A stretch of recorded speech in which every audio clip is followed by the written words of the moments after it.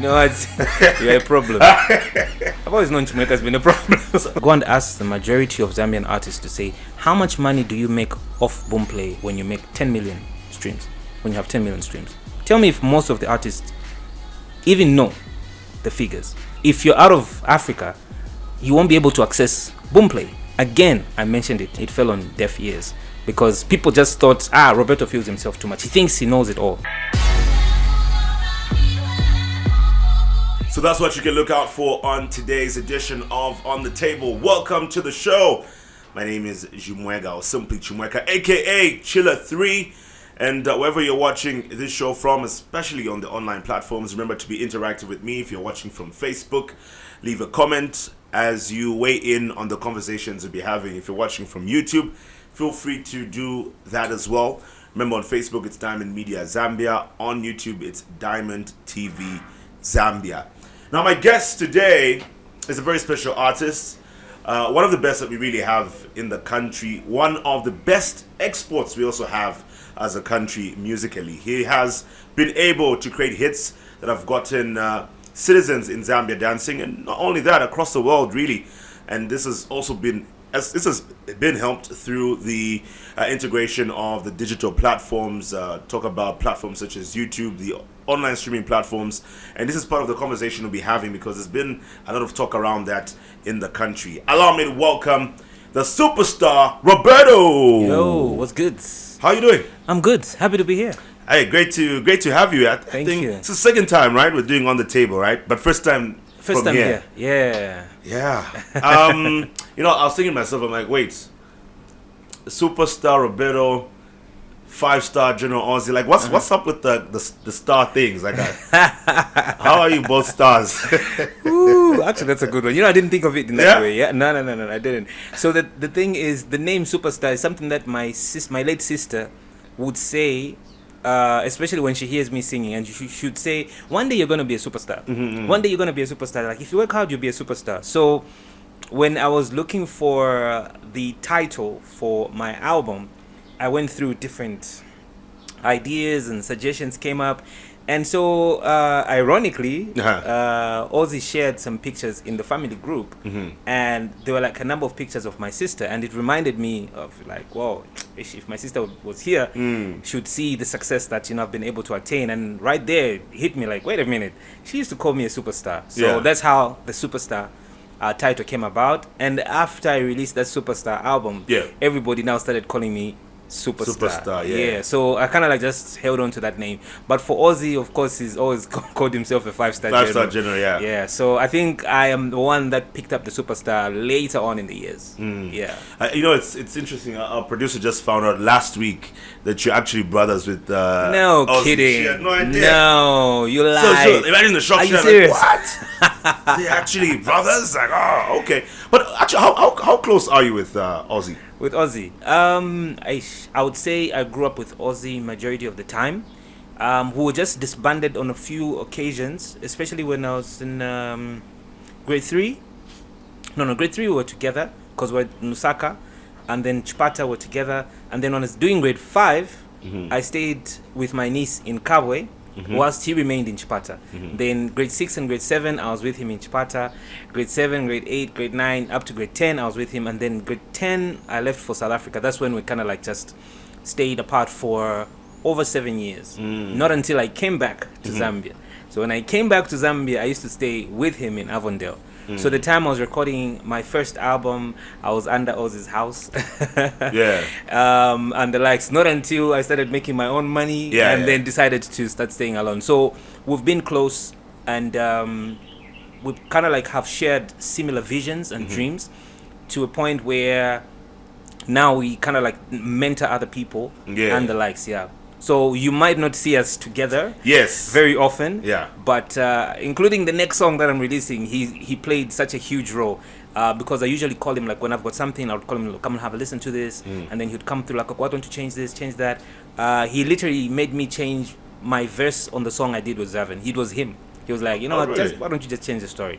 So I had to rewrite the whole verse on that Casanova song. It was Ozzy's idea. This next song I'm releasing, he played a part in the chorus. So it's like, no, let's just change the words here and there. So we are close behind the scenes, but you might not get to see us together quite often. Yeah, because that's the thing. Like I've hung out with you. I've hung out with Ozzy.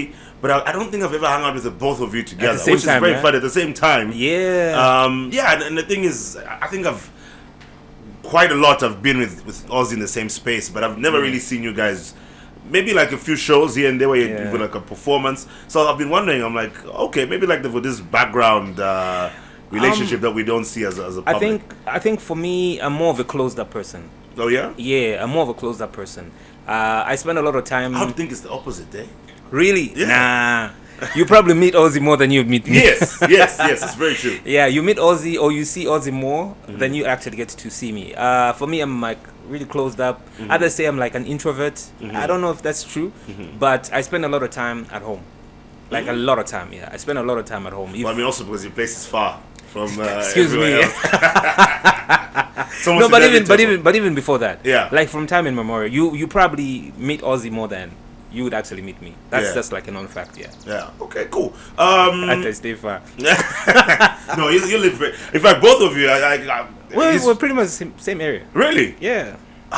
And the thing is, oh yeah, because I think somebody who told me the time I was emceeing a wedding nearby, and I was told you live somewhere around. But Ozzy came through, like you were saying. Ozzy came through. Yeah. And then I didn't get to see Roberto. But I also found out something recently.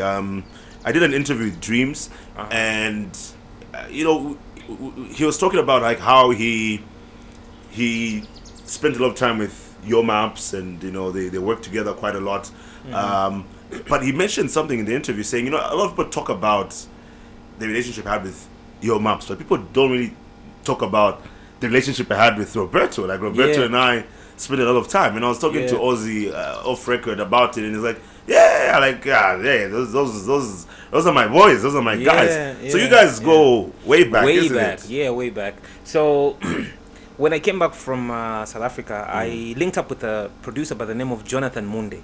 So he used to have a studio right behind Kawe Chapel, within the church. So my late brother used to be the videographer at Kawe Chapel. So when I came back with the knowledge of audio production and video production. Yeah. So when I was at church, they would allow me to actually film the Sunday service and edit it. So we would shoot, edit, and make sure it's on TV, on TBN by 14 hours or 15 hours. So I used to edit that show. So when we finished editing the show, we would start recording music. And that's how I started recording my music at that studio. So my Bemba was bad. Still is bad. Yeah. So the one person that used to help me was Dreams. So if you listen to my first album, the song Wilalava was the original version, and then I redid the song and called it Eponava. Yeah. You understand? So that first version of Wilalava, the Bemba was all written by Dreams. And we used to travel together from Kabwe to Lusaka to come record TV shows, interviews, and we travel back together. So I know Dreams very well. I know his family. I was there when he got word that he was going to be a dad and that sort of thing. So we've been close for a very long time. To date, I would say he's one of the few artists who could spend 2 hours talking. Well, like after 1 hour, it cuts. We go back and talk. So yeah, we've been good friends. We've been very good friends. And like I said, I think I'm more of a very reserved, closed-up person. Yeah. So sometimes people might not even know who my close friends are. Yeah. But those that are close to me, they know like, okay, cool. When we're good, we're good. Yeah. That's interesting. All right, let's get to the music. I mean, you've been on a roll of late. I think the last 1 year or so, you've been on a roll in terms of dropping music. Obviously, one of your most recent releases, Dear Phone. Yeah. How would you rate the way people have received the song? So, Dear Phone is a follow-up single to Bestie. Yes. Yeah, so we released Bestie and then also did the Bestie remix with Blood Kid. Yeah. So, we had planned to release a number of songs within a short space of time. And I feel like by the time that we're releasing Dear Phone, people were still getting to adapt to the remix. Yes. We had not planned to release the remix, but along the way I thought, it would be great to actually have someone on it and do a remix. So in between the space of the original version of Bestie and Dear Phone, we released the remix. So to some degree, people said, no, you released the Dear Phone so quick and that sort of thing, which could be true. And I've noticed like the songs is starting to grow now. and not as the way we expected it to grow. So it started off pretty slow and that sort of thing, but now we're getting to see how the song is getting to grow. I do my own little research. I can tell that. I do my own little research. So now I'm just getting to see how people are now getting to respond, making videos. So it kind of like helps you understand how people are now receiving the song. Yeah. So I'd say definitely Dear Phone is a relatable song, and now people are starting to catch on with it. I noticed that, and I was having a chat also with your manager KJ, and even before you released the song, he already told me about it. I'm like, really? That's a really cool concept. It's amazing you thought about that. But I could also tell even when you released Bestie, like I could tell it was a research song. Like you did your market research. Okay, people like that kind of music that they can relate to and that they can make these challenges to. What's the thought process when you're coming up with these songs? So the thing is, a lot of people know Roberto for the love songs, and I haven't really touched on certain matters that much. So my experimental project was poverty. Yes, that is when I said, okay, let me try something a little different, and so I wanted to talk about something that you probably hear it, see it, others experience it, but you don't think it could be turned into a song. So the initial idea of poverty, and I'll get to your question. The initial idea for poverty, I wanted to talk about our female night workers. Yeah. So the initial concept was, would you respect someone who hustles like that, still makes an honest living and pays whatever it is, you know what I mean? Like, this is someone who is fighting poverty. Would you still respect that person? But then I thought, okay, a number of people might not really relate to it, so why don't I just broaden the idea and talk about people that are allergic to poverty? Like, you work, whatever work you do, you're working because you don't want to be poor. So that's how we broadened the idea, and I feel like it worked. It really worked because people related. They have people who are working so hard and they don't want to be dating someone who is broke. They don't want to be associated to people who are broke. The minute you hear that, no, Chimweka this side, nabeolam guys, you find people all of a sudden, you have close friends that show up. So I really wanted to have a song that talks about that. But getting to Bestie, it was similar situation.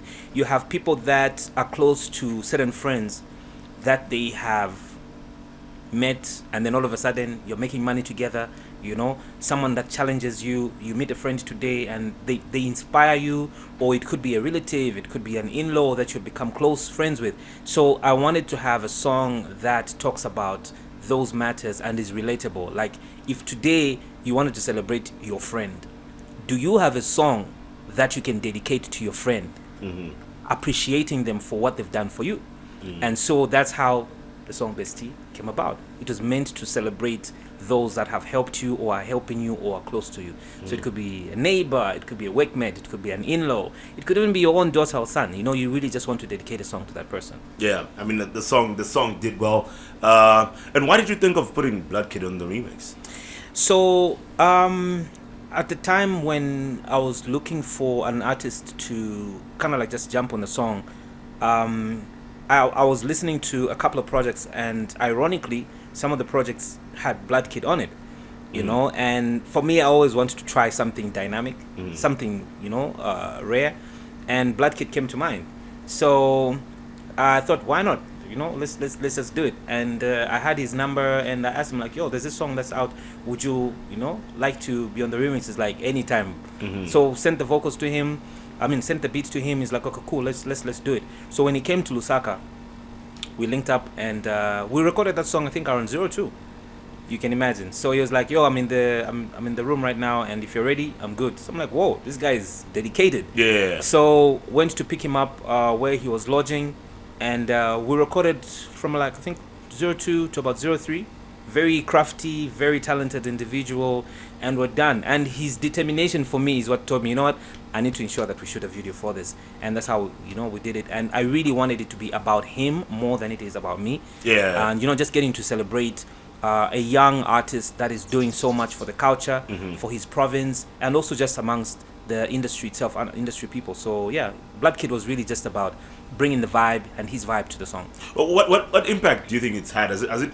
Do you think it's also helped in your appeal in the corporate world? Because I know you also have, for example, Fiancé, which was another big record with Chimweka. I think a lot of people didn't see that one coming, but the collaboration worked, and I think this one has worked as well. Do you think it's also had an impact in terms of? I mean, you've been around for a while, but do you think it's also added and assisted with that? The collaboration wasn't made to be an impact type of song. For me, it's about artist appreciation. Okay. You get my point. It's like if today someone came and said, okay, fine, you've got a song, like, I'll give an example of Amarula. The song Amarula doesn't even need any extra publicity. It already is big. Yeah. So if at all I decided to put an artist on that song, it's not because I want them to benefit off me or I want to benefit off them. It really is just about an artist connection and just being able to connect with another artist. So I feel like Bestie was already a big song, and for me it was really just about adding a voice to that remix, and just seeing how best we can connect with that particular artist and just really just enjoy the moment. But has this also been, would you say this has also been your secret to being relevant all these years? The fact that you are able to collaborate with different artists, younger artists, those who are newer, and even just doing like your market research around the latest trends. Do you think this is what has helped you stay relevant? I would definitely agree. I would say yes, but also relevance comes with content that is relevant to the people, because I could have an entire album with all the new artists, but if that music does not appeal to people, then it's an album that is baseless. So it's important for you as an artist to be able to tap into new sounds, tap into new trends without losing your identity. And for me, that's the one thing that I always thrive to work on. No matter the type of song I'm on, at some point you will know that it's Roberto. So even if I sing a certain type of way, I would add some patois in it, I'll add this and that. At some point, I always bring it back for anyone out there who's listening to say, oh, that's Roberto. So what do you think that thing is? Like, what do you do? Is it like a deliberate thing you do or it's just, say? It's just your identity, and just being able to be diverse, you know, and we all have certain qualities, you know, in whatever it is that we do. And for me, I've just realized, okay, this is what I'm good at. So if I'm good at something, each song for me is a challenge, and I try to bring the best out of it. So even if someone brings me on a song as a collaborator, I want to bring my A game. You know what I mean? I want people to remember my part in that song and say, whoa, okay, that was great. You know what I mean? Just like you did on Peace of Mind. Oh my goodness. I think if we had to vote, that's probably like verse of the year. Really? 2020. Okay, that's okay. Maybe that's just me. Like, I feel like that's probably like in the top 5 verses of the year. And it's not like just singers, like generally like verses. And I think a lot of people can agree, because almost every person that would hear your verse on that song would be like, what was Roberto on this day? Like, what did you have for breakfast that day? I had confidence and self-belief. Like, yo, that verse was on another. Did you like listen to your verse and be like, yeah, I think I snapped on this verse here? In honesty, I actually wanted to change the verse. What? I'm telling you. I felt it wasn't my level best, and so when we recorded it, because I only heard the song like 20 minutes before I even recorded. What? Yeah. So when the idea came up, I'd asked, because King Tech is my producer and was producing for your maps. Yes, you get it.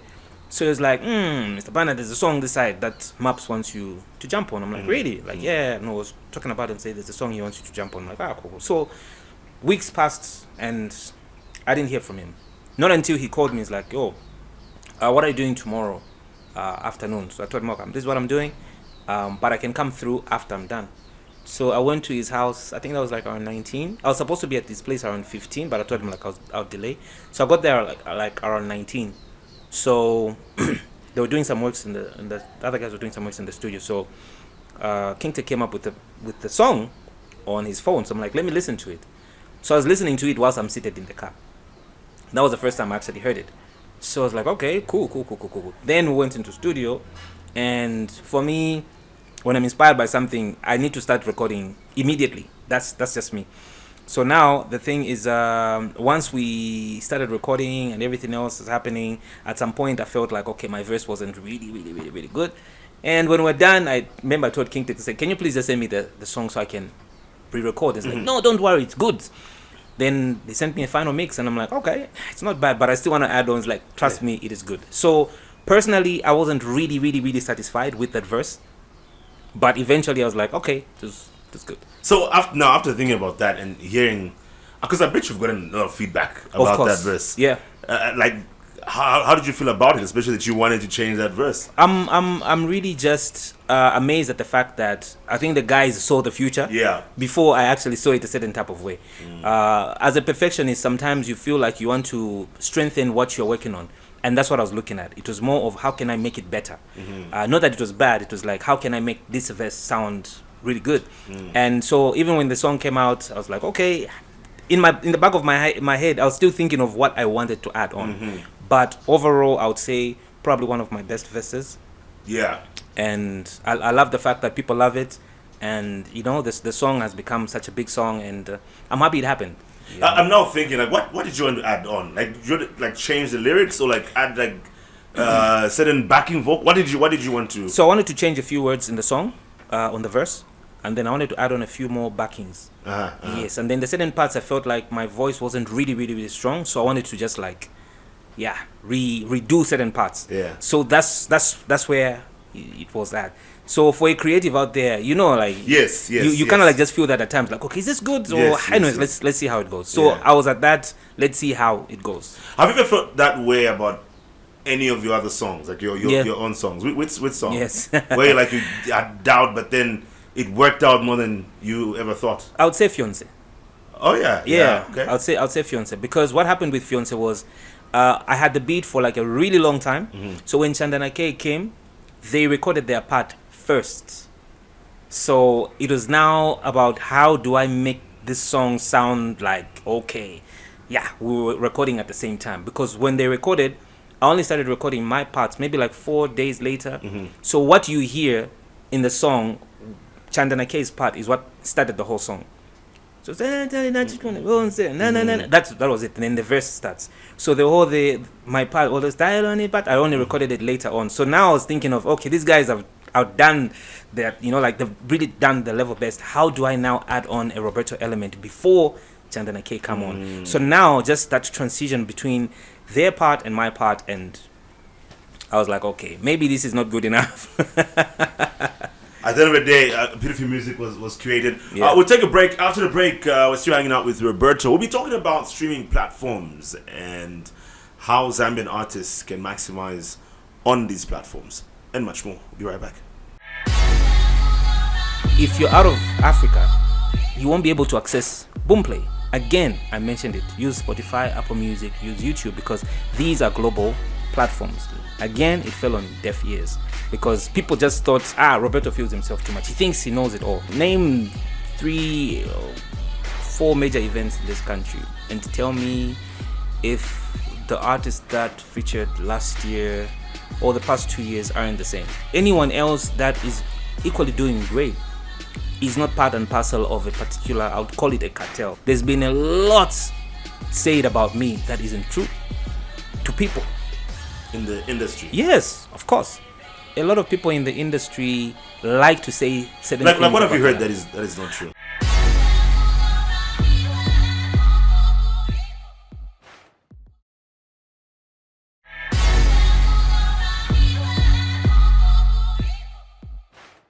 Welcome back. Still watching On the Table. My guest right now is the one and only superstar Roberto. Before the break, we talked about your relationship with Dreams, and I think I saw an interview. By the way, I had Dreams on the show last week. I'm just not sure which episode is going to air first, whether it's Dreams or or Robertos, but I think people will connect the conversations. And I think I brought this up with him, but off air, and because I think I saw an interview you did with KB, where you brought up something around like events and how promoters get to book artists for these events. And it's funny because I once had a chat with Dreams on the previous episode we did, where he was talking about pretty much the same thing, that you have the same artists who get to be booked for some of these events and all of that. From your observation, why do you think, first of all, do you agree with that? I'd like to believe you agree with that. No? Do most of these guys book the same artists? Well, the answer is definitely yes. Name 3 or 4 major events in this country and tell me if the artists that featured last year or the past 2 years aren't the same. Well, there've been some who've been the same, and Okay. they've been new Okay. additions. Okay, let's widen the scope a little bit. Yeah. The past 4 years, name 4 artists that have not missed any one of the 4 major events in this country. You can name 4. I can name who've never missed. Sheffield's never missed. Makitu. Makitu's definitely usually on those stages. Interesting. Bobby East also finds himself there, even when he's not released music. So he's usually there. Slap some of them. Yeah. I'll probably name. Yeah, and you see, the thing is, sometimes when we have these conversations, one may think an artist has got an issue with another artist, when it's actually not the case. If today all these artists that you've mentioned walked in here, you would actually realize that we connect in different ways, and we are good together. However, I feel like at times tension is purposefully created by certain event planners, by making it seem like anyone else that is equally doing great is not part and parcel of a particular, I would call it a cartel, for example. So we may have Chimweka every year at these events, and yet maybe me and you actually connect pretty well. But because they're always hiring Chimweka, not hiring Roberto, someone somewhere will want to make it seem like I have an issue with you. And yet you find the producer is the one that actually gets to select who should be on that particular show. So this outcry by other artists is not poking another artist or telling the other artist, say, you've overdone this. No. The issue is, okay, how are the event planners balancing these events? You'd want to believe that if this year you've had such an exceptional year, a great year, you've put out amazing content, as an artist, what you expect thereafter is for someone to come and book you and say, listen, people want to watch you because 2 of your songs are probably one of the biggest songs in the country, or have been the biggest songs in the country. And so can we be honored with your presence to perform at these events? Any artist out there, I can guarantee you, that is the mindset they would have. So when you have such an amazing year or 2 years or 3 years, and then you're not selected for that, your issue is not with the artist who's booked. Your issue is with the person that's booking the other artist. You start asking, say, okay, so then what is it that you're looking for? So then you start to think, okay, could there be a certain type of relationship that is there? And hence you hear stories of people saying, no, this artist doesn't like that artist, when in actual essence, it might not even be the case. For example, I don't think I've got any issue with any artist that has performed 4 or 5 times at a certain event. My issue is not with them. It would be me asking the event promoter to say, what is it that we are not doing, that you are not seeing, for you not to hire me? Because every artist that is creating content and music out there, they want, 1, to be able to be relevant, 2, feed their families, and they feed their family off events. So if I'm putting in the work, I'm shooting music videos and I'm doing all these things, and then someone is not seeing that work, then where does that artist stand? So when you look at an artist like Dreams, I personally feel like Dreams' song with J-Max is probably one of the best songs that has been released the past 3 years in this country. Amazing song. When you look at J-Max, for example, same scenario. One of the most amazing rappers that we've had the past few years. Look at J Cash, look at Dismore, and all these other guys. But where do we see them? What is the criteria used when you're picking certain artists for certain events? Are you considering the fact that people out there that you want to attend these events, you're not giving them what they want to see? But because of the relationship that you may have with someone, you prefer picking Chimweka because you're close with Chimweka and not really think about the people and what they want to see. But isn't that like what happens everywhere? That it's not mainly about your talent or what you have to give, but about who your network is, your net worth. Chimweka, the people that you've had on your show, all of them, are they your friends like that because you hang up with them? No. Exactly. The news is not filtered because you want to air your friends. The news is filtered because of a particular relevance or topic that has emerged in the community and in the industry that you feel you want to hear that person's side of the story. You understand? So when an artist releases a song and the song becomes big, don't you think the people out there that support that artist and are making noise about that particular artist and song want to see that artist perform? But you see the other twist to it is, again, even for me, if I'm looking at having a guest, it's more likely it'll be easier for me to get a guest that I already have a relationship with. Right. You know what I mean? It's easier to convince them to come through. True. And it's also easier for them to show up because the way you have that relationship and they won't want to let me down, or we have that. So already it's easier on one end. Whereas for somebody who I do not have, I don't know what they'll say or whatever they'll think of me or whatever they'll think about the show or whatever.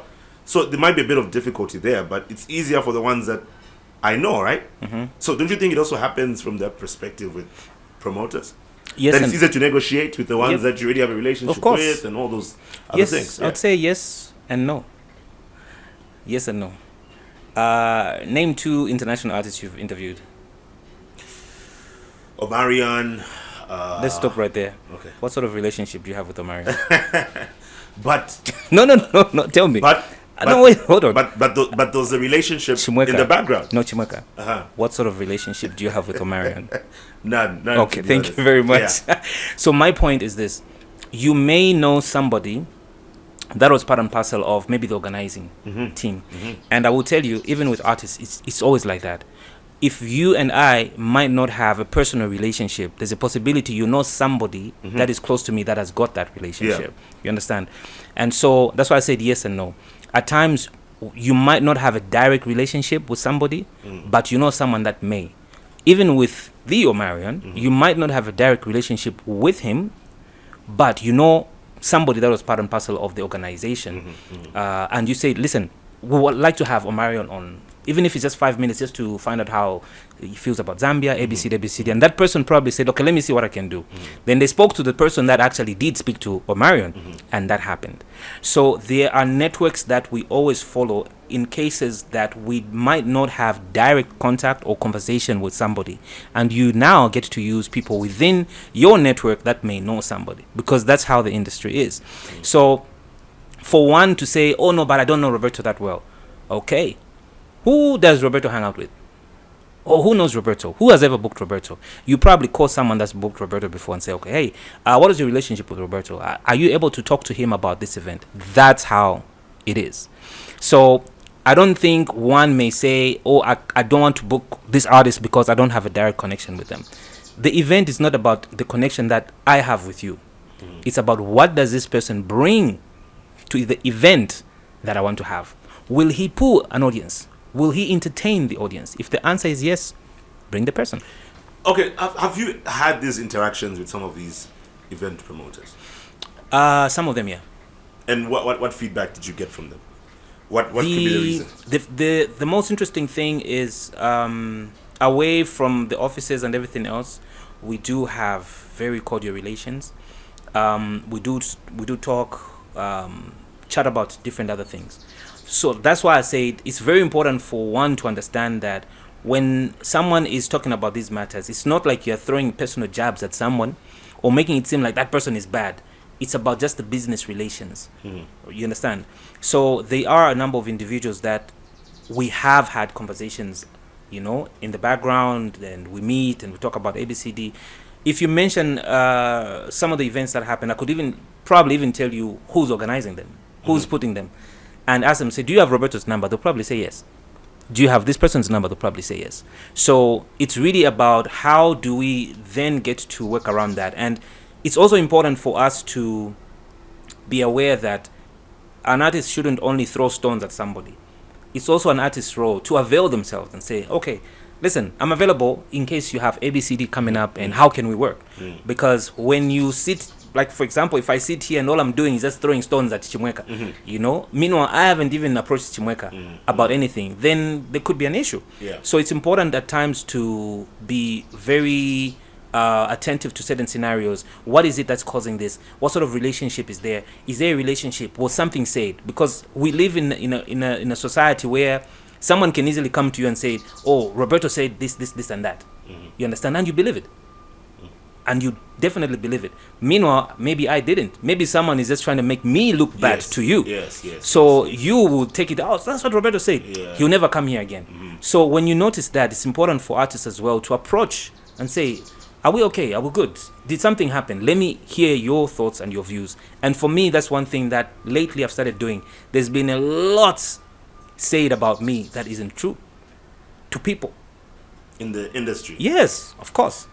A lot of people in the industry like to say certain things. Like what have you heard that is not true? I don't think I want to start... But I mean, it's not true, so it's... But that's the thing. And what I'm doing is, those that I've heard have said certain things about me, I'm approaching those people and say, hi, what's up? Are we good? Are we okay? Are we all right? Anything you want to talk to me about? Because I've noticed the more you seem quiet, the more it seems you're guilty. And that's just the perception that's there.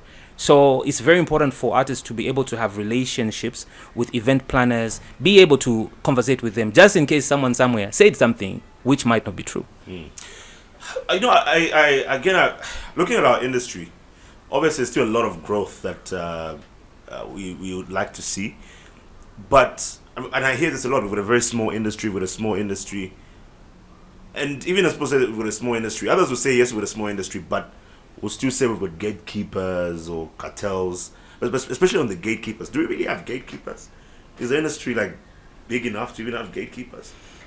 Well, gatekeeping is such a big term when it comes to industry affairs. I would want to say there are a few individuals that want to seem in control, and seem like, before you do ABCD, consult us, and there are a lot of artists out there that do not even know that is happening. You might not even know that there are people out there that are standing in the way for you to either achieve or be a part and parcel of certain events and that sort of thing. And that's where your network needs to come in. Your people need to be able to find out information of that nature. It's like when you do something bad, there's a possibility you won't even have people tell you you've done something bad, but they'll go and talk about you somewhere else. It happens like that. And that's why I'm saying, even for me, I have heard of things said like, oh, this person said you said this about this person. I'm like, wait, where? When did I do that? And so I've lately just been trying to approach people and just find out like, oh, I heard that something like this was said about me, and the truth of the matter is this was never said. So it's important for us to be very factual about certain things, because our industry is small but big at the same time. It seems small because the number of people that seem to be doing certain things may seem like they're one and the same. But when you go on the ground, you actually find out that it's actually really big. Our industry is big. So there are a number of individuals that want to seem to be in control of certain situations. And that much I personally know of it. Let's talk about streaming platforms, digital platforms. I mean, today, I think life has been made easier for a number of artists in terms of the accessibility to their music. But when people talk about that conversation also, many link it to you and they say, hey, Roberto has been doing this for a while. He noticed this a long time ago. And I've seen this conversation come up again, especially regarding Boomplay. We've seen artists complaining that they haven't, received their monies and so on. But you somehow foresaw this. How? Like you kind of saw this coming. Like I saw it coming, man. Listen, I started studying streaming platforms as early as 2013. That's when I pretty much just started observing and studying it. And then as of 2014, I uploaded my first song, which was Amarula. I uploaded Amarula in 2014. And I set it for release in 2015. So during that entire time, I was just studying that. And by 2017, I had come to realize, 2015, 2016, 2017, I traveled quite a lot during that time.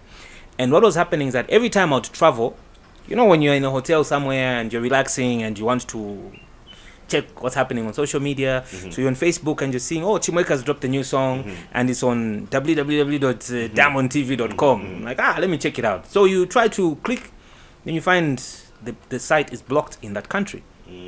You can't access it. I'm like, okay. You try this, it's not working. You try this, it's not working. So at first I thought maybe it's my phone. So asked the hotel staff, can I use ABCD? And you try on the laptop, nothing. So then someone said, no, actually here you can't access these sites in this country. I'm like, okay. So I can't access this particular www.chimweka.blogspot.com in Russia. I'm like, okay, no problem, that's fine. So it was at that point that I started realizing that certain websites are not accessible in certain countries. And my plan was, I need to be a global artist. I want people to know my music globally.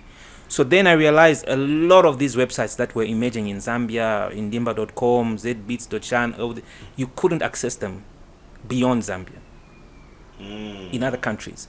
So then I knew my music would not be able to reach Europe, USA, and that sort of thing. That's when I said, I don't want anyone uploading my music on these sites.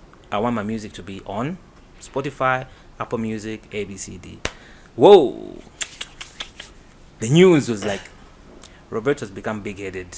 I'm feeling, and that's what that is the perception that was created. Meanwhile, I was saying, if you want your music to reach these other countries, you need to upload to this.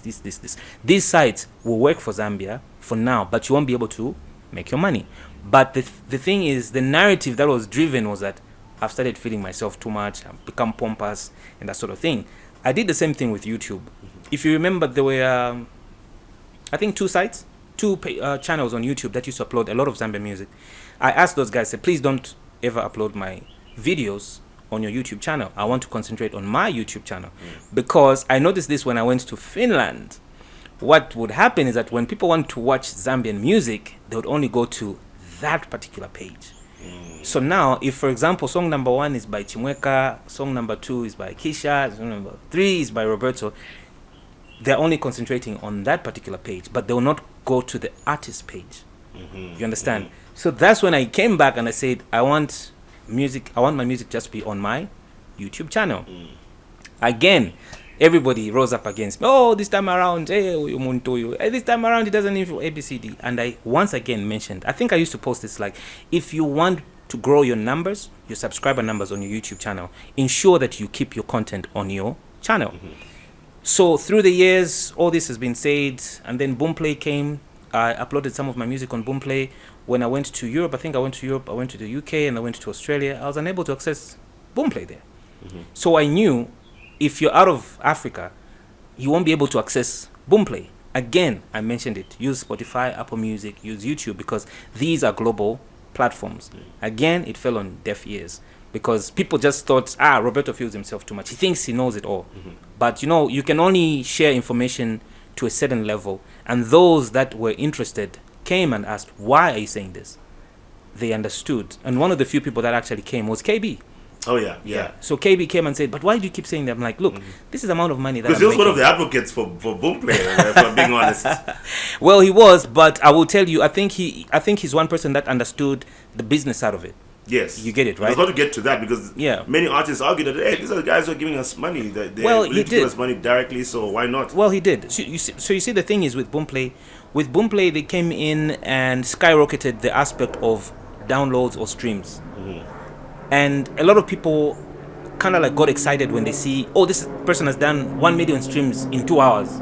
There is no artist out there in this country that does not want such an accolade.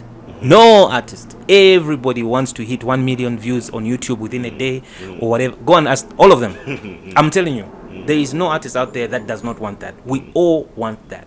So when we started seeing the numbers getting to grow on Boomplay, everybody wanted to be on Boomplay. Even if they had no like direct cash deal. Trust me, majority of artists just wanted those accolades. As we speak today, go and ask the majority of Zambian artists to say, how much money do you make off Boomplay when you make 10 million streams? When you have 10 million streams? Tell me if most of the artists even know the figures. Some might not even know. But what we want is to be able to achieve something. Every artist out there wants to achieve something. And that is what was happening. So we were blinded by the fact that we wanted to see the numbers but not really understand the financial aspect, what comes with those numbers. But there were some of us who benefited financially. Of course they're there. But and here's the other argument with that. The concern is, and I've heard some artists say this, that with Spotify, yes, it's the accessibility helps because you get that wider audience outside Zambia as well. But they've argued that, especially for the country we're in, the amount of money you make is very minimal compared to how much money other people make if they can reach the same amount of streams in their country. And they feel like Apple Music and all these other platforms are not as lucrative financially. How true is that? No, that's not true. That's not true. I will tell you, you will make good money on Apple Music, Spotify, and YouTube. You will. What it is that we just do not have the agencies that help us place our music on certain playlists. What do I mean? There are certain entities, I do not want to mention names, the certain entities, when you release a song, they will help you get your song on certain playlists. So for you to gain visibility, someone needs to position you on certain playlists so people have access to your music. They listen to it and then they'll follow, oh, this is Chimweka, this is an amazing artist, let me listen to this artist. Here we do not have that sort of privilege with certain institutions. When you upload your music, it's you, yourself, and your people. That's the way it is. So you depend on yourself to market your link, that sort of thing. That's how come you see a lot of artists, when a song comes out, fast, stream via this, because you are your own marketing agency. You understand?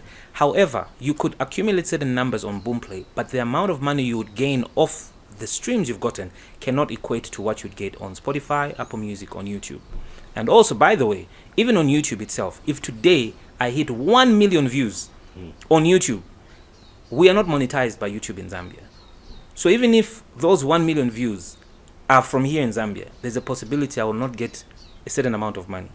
But if those 1 million views are collected from a country that is monetized, I will make money. You understand? Yes. So there are all those dynamics that certain artists do not know, are not aware of, and which is what I've been trying to preach all along. Say, do this, you make some money. If you do this, you make some money. You do this, you make this amount of money. And it's only now that, Project Boomplay has hit a snag of this nature that we're now looking for an alternative to Boomplay.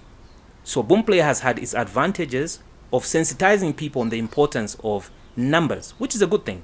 Unfortunately, the money just hasn't been paid. If Boomplay today came back and say, okay, fine, we want to pay all the artists and we want to reintroduce Boomplay and ensure we have a great financial plan on how we can get to pay the artists, I can guarantee you a lot of people will still go back to Boomplay and use the platform because it at some point it really helped just kind of like give a boost to the industry for artists to really feel like they can accomplish something. Because anyone who's saying 1 million, 2 million, it's a big feat, you know what I mean? It's like a big achievement. And a lot of people were finding joy and happiness in just getting to accumulate those numbers. So it wouldn't be a bad thing for Boomplay to come back and say, okay, fine, we're clearing all our debt, we want to make things better, and we want to improve on our services. I feel like it would still help the industry grow. What's the highest amount you've made of streaming? No. It's okay. like that, because you've been doing this for a while, so I mean, it should be quite the bag. How much money have I made off streaming platforms? Yeah, like the highest amount, like once off. amount. Hey, man, what's your problem? Just know that I've made a substantial amount that I've been able to purchase equipment and gear to help refinance my career. And yeah, it's motivating. That's why I keep doing this. There's something to it at the end of the day. Yeah, come on. And from all these platforms, which one has has generated the most income? It isn't one as per se. Okay. There are about 4. Okay. So Tidal, for example, is quite popular in the USA. Okay. Yeah, Tidal is quite popular in the USA. There's Spotify. There's Apple Music / iTunes, and yeah, which other one? Amazon. Yes. So these 4 have helped because, and most recently, of course, with the just like how TikTok has grown. So TikTok is also able to help just bring in a certain amount of revenue. So it's just not one platform as per se. It's different platforms. As we conclude, I mean, you're regarded as one of the best exports alive right now for Zambia. But outside yourself, and because you've traveled, who would you say is doing really, really well outside Zambia? I feel like times have changed. I would pace back from like say 10 years ago to 5 years ago, and probably now. I would say 10 years ago there was like myself, Mampi, K Figo, PJ as well, General Ozzy. So K Figo and Mampi, guys, you have no idea how big these people are in places like Mauritius, Seychelles, Madagascar. Really, really big, very big. And then I'm surprised about K Figo, but Mampi I'm not surprised. But K Figo really. Oh yeah. But also because K-Figo, I mean at that time they're like a bit of there's almost like Mampi K Figo kind of situation. Oh no! Please do not Yeah. do not underestimate K Figo's relevance in like the islands there. Oh really? Madagascar, Mauritius, Seychelles. Check her song. I think her song probably has the most views on YouTube, and it was from there. Mampi, East Africa, and the islands that side did exceptionally well. General Ozzy, East Africa, amazing. PJ, East Africa, amazing. Myself, amazing. And then I feel like 5 years after that, I know Zonfam and J-Rocks, as well as Urban Hype. There was a time when Urban Hype because was they also pretty had a growing deal in with, East Africa. They did a deal the same with record label as Ike. Zonfam. Yes. What was yes. that called? Taurus. Yes, Taurus Music. So there was that like emergence of Urban Hype and J-Rocks in East Africa, which came out really, really well. And then Sampa the Great came up, and I feel like she just smashed the numbers. And let's not forget these 3 artists. I don't know if you people even know this. Pompey, Mag 44, Ebo Chungu. These guys can fill up a stadium in East Africa. I've seen Pompey. I've seen the reaction when gosh. Pompey steps on like an East African stage, Uganda. You guys have no idea. As one time I also traveled recently to Namibia and I was hearing Pompey's music playing all over. Yeah. Pompey, Ebo Chungu, Mag 44. These are big artists in East Africa. Don't even underestimate it. Don't. Not even a single bit. Don't. Bigger than Roberto? Nah, superstar, man. No. I don't think I even want to start making comparisons of that nature. But they are in a different field, and so yeah. And then recently we've had this growth with Yomaps and Triple M.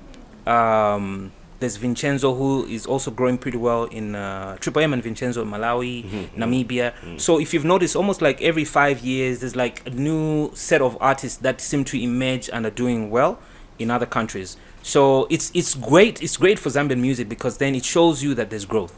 You know what I mean? So it's important to just keep that torch glowing in your favor. If you've been great in these countries, you always have to keep reinforcing some sort of marketing plan in those countries for you to stay relevant. I know the team are giving the energies of wrap this up now. Your time is up. But I have to squeeze this in. With all the money you've made from these streaming platforms and so on, how much of the revenue do you get from what do you call them, like the Zambian copyrights, like with Zamcorps and all of this?